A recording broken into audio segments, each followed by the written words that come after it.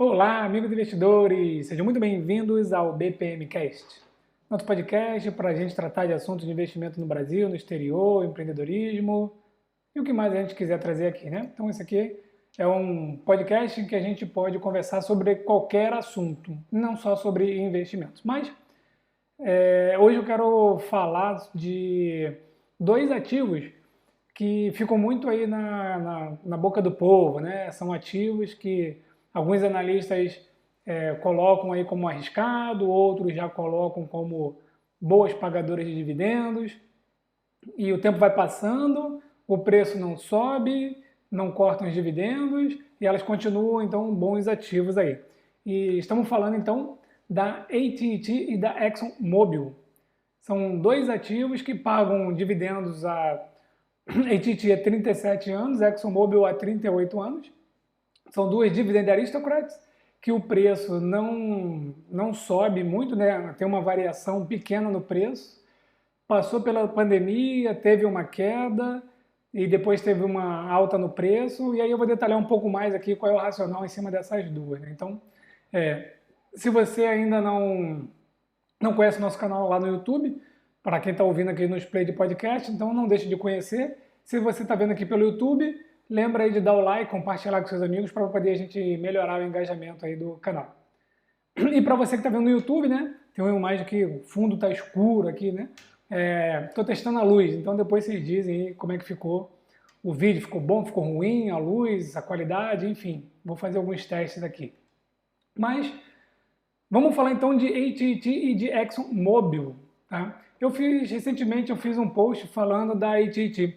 Qual que é o grande lance da AT&T? É um ativo muito comentado, né? É um ativo que, bom, vamos lá. Um pouco mais para trás, né? O que aconteceu com a AT&T? Ela fez aquisições que trouxeram uma dívida muito grande para ela. Então, a própria DirecTV, né? Que hoje em dia TV a cabo já não faz sucesso. O streaming hoje está mandando em tudo. Então, a gente tem aí ó, Netflix, Amazon Prime, a Disney, né? Tem a própria Apple TV também, enfim, diversos outros aí, meios de assistir vídeos, filmes e tudo mais, inclusive o YouTube.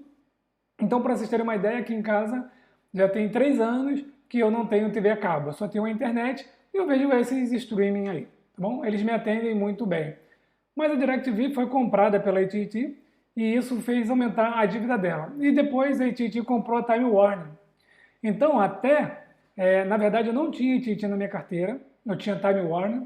E quando a AT&T comprou a Time Warner, então minhas ações viraram ações da AT&T.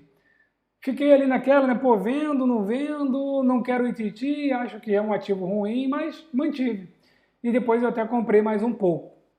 E ela não subiu muito de preço, né? Então ela está ali naquele mesmo patamar ali, negociando entre 27 a 31, né? Em períodos mais baixos, em períodos mais altos em 31. Mas ela paga em torno de 7% de dividendos, né? Hoje está pagando aí mais ou menos 6,7% em dividendos.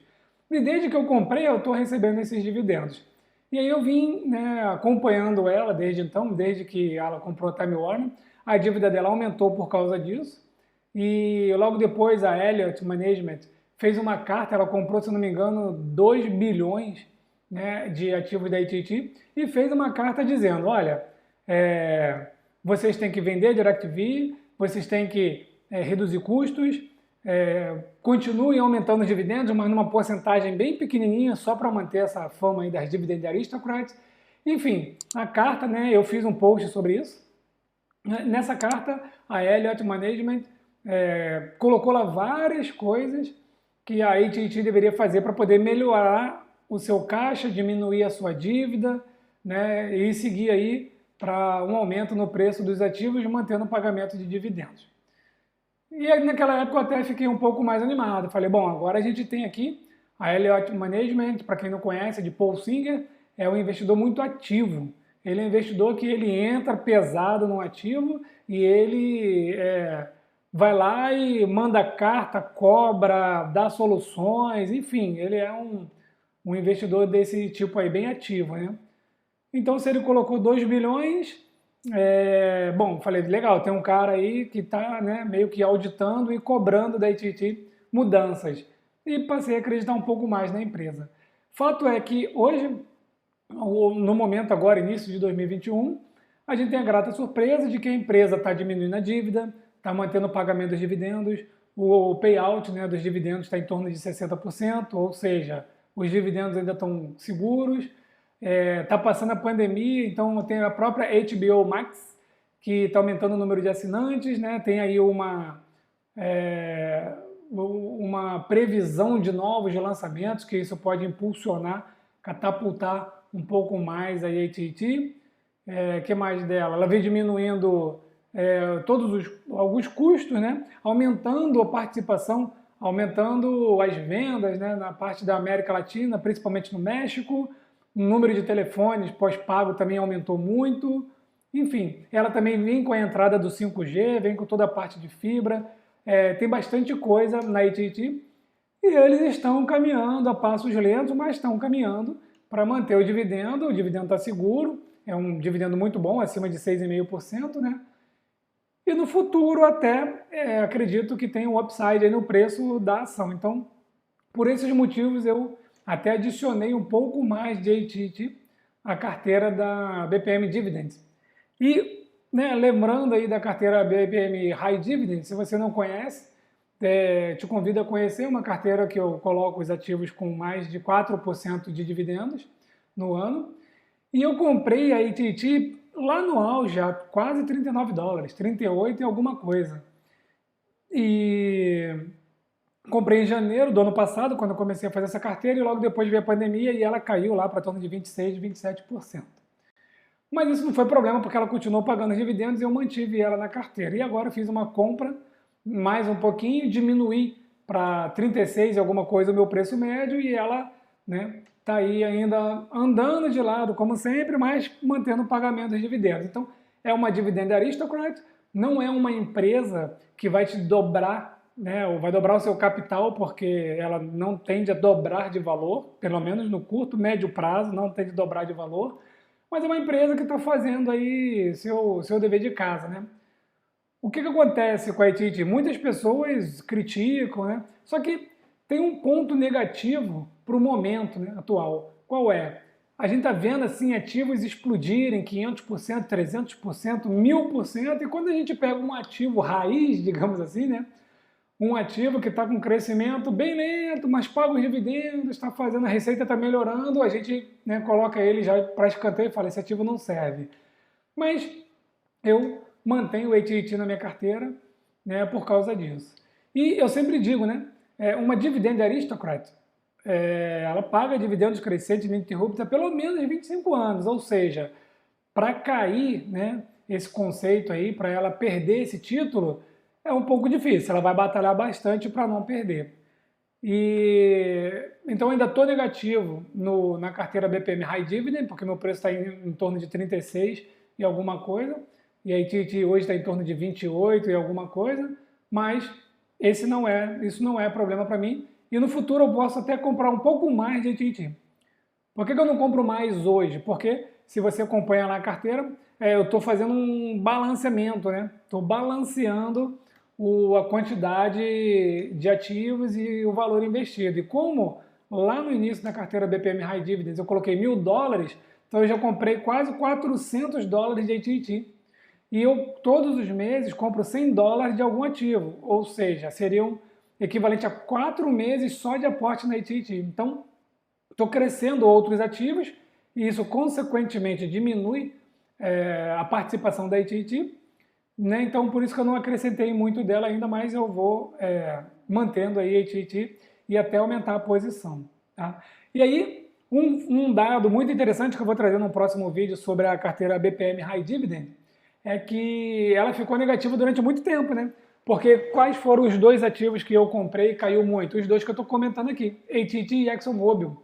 Então, ExxonMobil eu também comprei 300 e poucos dólares de ExxonMobil e caiu bastante e a minha carteira ficou negativa durante o ano inteiro, 2020.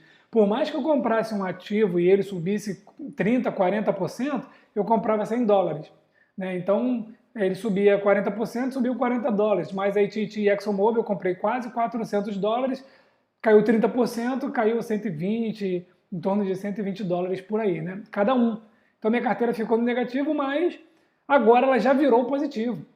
Ou seja, todos os ativos que eu vim comprando no ano de 2020, a maioria deles estão no positivo, com bons rendimentos. Eu vou mostrar lá na carteira BPM High Dividends no próximo vídeo. E a minha carteira agora virou positivo, mesmo tendo essa posição negativa em ExxonMobil, AT&T e, se não me engano, alguma coisa em Park Hotel Resort. Tá? Então, mantenho o AT&T na minha carteira BPM High Dividends, tem um pouco dela na minha carteira também, né, na minha carteira pessoal ali, pagando bons dividendos, vamos manter então. E a ExxonMobil é o outro ativo, né? Então, assim, eu vou falar um pouco da ExxonMobil. Qual que é o problema que eu vejo da ExxonMobil? Ela basicamente tem a sua receita, né, focada nas refinarias, em gás e óleo, petróleo, né, enfim, esse ramo aí de energia, né. E aí ela sofre muito com o preço do óleo, né? Se vocês lembrarem aí, aquela guerra da OPEP, né? Em que a Arábia Saudita baixou o preço do petróleo, a Rússia falou eu baixo mais, e ficou aquele eu baixo mais, e acabou que quase quebrou o mundo inteiro, né? Petrobras também caiu pra caramba, chegou, se eu não me engano, a 11 reais. Nessa época eu fiz um swing trade em Petrobras, né? Entrei ali em volta de 11 alguma coisa e saí em volta de 24, mais ou menos isso daí. E ExxonMobil também eu tenho ela na carteira e o preço, né, caiu bastante, então eu fiquei muito negativo. Mas, de igual maneira, a AT&T é uma Dividend Aristocrat que paga dividendos crescentes ininterruptos há 38 anos e eu mantive por causa disso. Independente da queda que eu tenho dela na carteira, ela continua me pagando esses dividendos. Não comprei mais por causa do peso que ela já representava na minha carteira, mas olha só, se vocês observarem lá na época da pandemia, bem em março ali, né, março, abril, a ExxonMobil caiu para 31, 32 dólares. Depois ela subiu um pouquinho e quando foi em outubro ela voltou para esse patamar de 31, 32 dólares. E agora ela está em torno de 50 dólares, né? Ou seja, a gente teve uma alta aí muito expressiva de mais de 50% na ExxonMobil em apenas alguns meses. Por quê? Porque o preço, o barril do petróleo também subiu, né? Então, fica muita especulação em cima de ExxonMobil, que é, por exemplo, mas já vinham os carros elétricos, e aí não vai ter mais carro a combustão. Olha, carros elétricos estão chegando, se eu pudesse ter um agora eu teria, um Tesla, um NIO, né, eu teria, mas não é acessível ainda. Então assim, até que seja acessível, né, eu vou continuar com o carro a combustão. E quantos no mundo estão nessa situação? E a ExxonMobil ela tem grande parte da receita dela, um pouquinho mais de 50% dessa parte de óleo, de refinaria, de combustível, fora dos Estados Unidos, tá bom? Então, não vejo assim a ExxonMobil como um ativo muito promissor por causa dessa oscilação toda que ela sofre. Lembrando que nos países mais frios, né, que não é o caso do Brasil, o gás também é utilizado para o aquecimento das residências, né? Shopping, prédios, né, dos edifícios, residências, enfim.